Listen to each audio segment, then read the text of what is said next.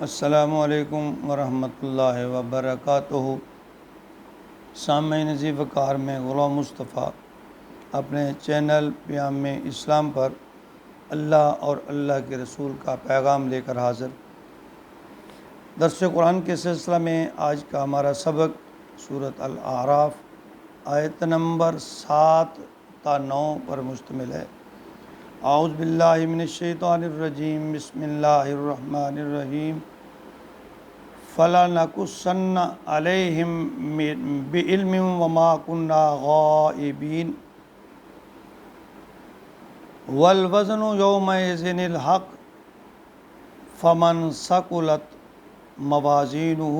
فَأُولَئِكَ هُمُ الْمُفْلِحُونَ وَمَنْ خَفَّتْ مَوَازِينُهُ فَأُولَئِكَ الَّذِينَ خَسِرُوا أَنفُسَهُمْ بِمَا كَانُوا بِآيَاتِنَا يَظْلِمُونَ۔ سابقہ آیت میں اللہ رب العالمین نے آخرت اور اس کی سزا و جزا کے بارے میں تذکرہ فرمایا کہ میں ذرے ذرے کا حساب لوں گا، حتیٰ کہ انبیاء اور رسل سے بھی باز پرس کروں گا۔ کامیابی چاہتے ہو تو آخرت کے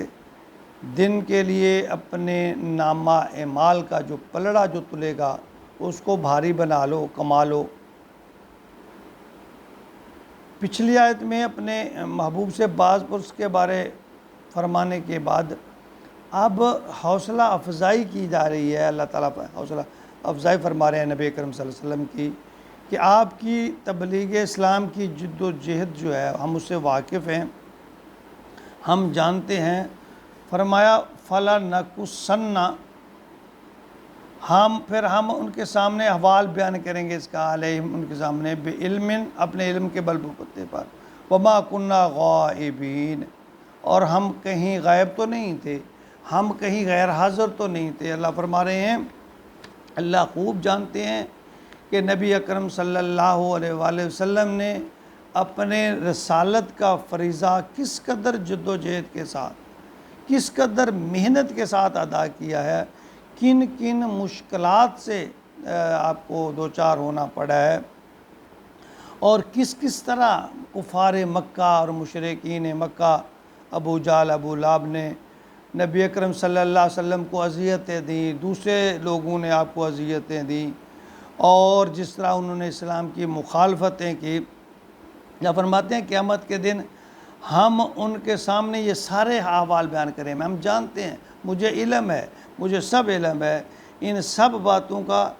میں نظر انداز نہیں کروں گا، میرے علم میں ہے، میں سب باتیں ان کو جتلاؤں گا کہ اللہ ہر وقت اور ہر جگہ موجود تھے۔ جیسے فرمایا جاتا ہے وَهُوَ مَعَكُمْ أَيْنَمَا كُنْتُمْ، کہ وہ اللہ تمہارے ساتھ ہی ہوتا ہے جہاں کہیں بھی تم ہو،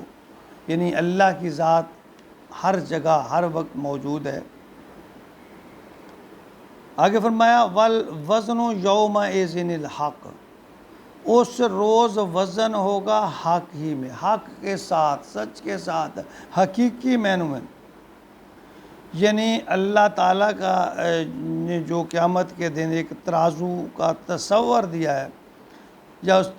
ترازو کے نظام کا جو تصور دیا ہے، اللہ فرماتے ہیں اس میں آپ کے ٹھیک ٹھیک حق والے جو اعمال ہیں ان کا وزن ہوگا، یعنی جو اعمال اس میں غرور، تکبر، ریاکاری ہے، وہ اعمال جو قابل قبول ہوں گے سرے سے ان کا ثواب نہیں ہوگا، ان کا کوئی وزن نہیں ہوگا۔ اور دوسرا اس میں مفہوم یہ ہے کہ جیسا کہ وزن ہی حق کا ہوگا، کہ یہ وزن فیصلہ کن ہوگا، یعنی دو جو پلڑے ہیں ان کا جو تصور اللہ تعالیٰ نے فرمایا کہ یہ نیکیوں والا پلڑا بھاری ہوگا، اور نجات کے لیے بس یہی ہے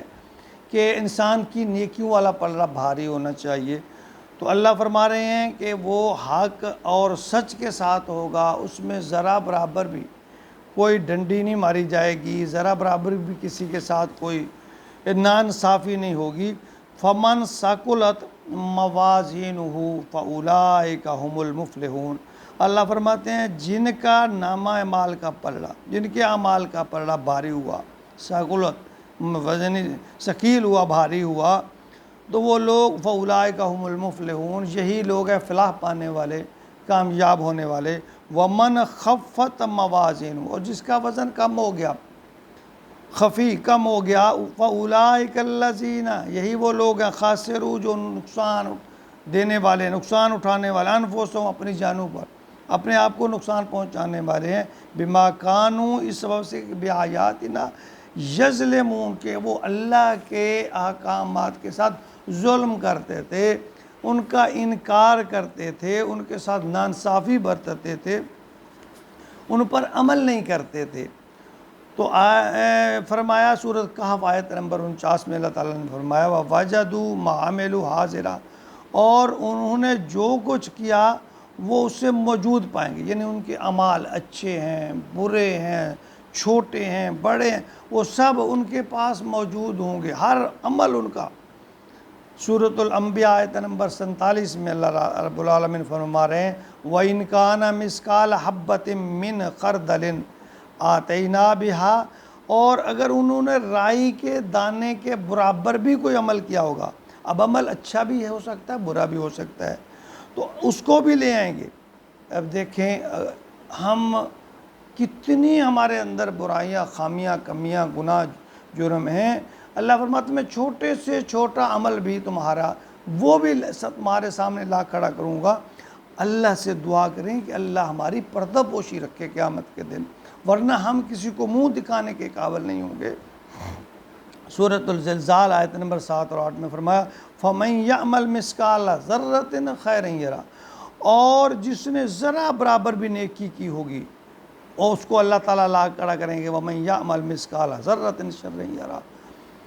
اور جس نے فَمَن يَعْمَلْ مِثْقَالَ ذَرَّةٍ شَرًّا يَرَهُ، اور جس نے ذرا برابر بھی کوئی برا کام کیا ہوگا ہم اس کو بھی اس کے سامنے لا کھڑا کریں گے۔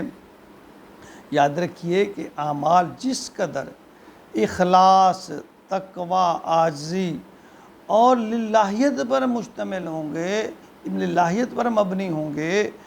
اسی قدر اعمال کا وزن بڑھتا جائے گا۔ اور اگر اعمال میں ریاکاری ہے، دکھاوا ہے، غرور ہے یا دنیاوی مقاصد ہیں تو وہ نیکیاں بے وزن ہو جائیں گی، ان کا کوئی وزن نہیں ہوگا۔ ہمیں چاہیے کہ ہم جو بھی کام کریں بے شک وہ چھوٹے سے چھوٹا ہو۔ ایک حدیث مبارکہ میں ہے کہ چھوٹے سے چھوٹا کیا ہوا تمہارا خلوص سے کام وہ تمہارے لیے قیامت کے دن نجات کا سبب بن سکتا ہے۔ حدیث کا مفہوم ہے کہ تمہارا چھوٹے سے چھوٹا بھی کیا ہوا کام اگر وہ خلوص سے نیت سے ہے، تقوی کے ساتھ ہے، اللہ کی رضا کی خاطر ہے، وہ بھی تمہارے لیے قیامت کے دن جو ہے وہ تمہاری بخشش کا سبب بن سکتا ہے، اللہ کی رضا کا سبب بن سکتا ہے۔ تو اس لیے ہمیں اول تو ہمارے پلے ہے کچھ نہیں، اعمال ہے نہیں، اور جو اعمال ہیں وہ ہمارے اکثر ریاکاری، دکھاوے اور غرور کی نظر ہو جاتے ہیں کہ ہم نے نہیں، سارے نہیں ہیں، کچھ ہمارے میں کہتا ہوں ہمارے اندر جب ہم تھوڑا سا نیکی کا عمل شروع کر دیتے ہیں تو ہمارے اندر گمانڈ آ جاتا ہے، غرور آ جاتا ہے، میں بڑا نمازی ہوں، میں بڑا نیک ہوں، میں اتنا ذکر کرنے والا ہوں،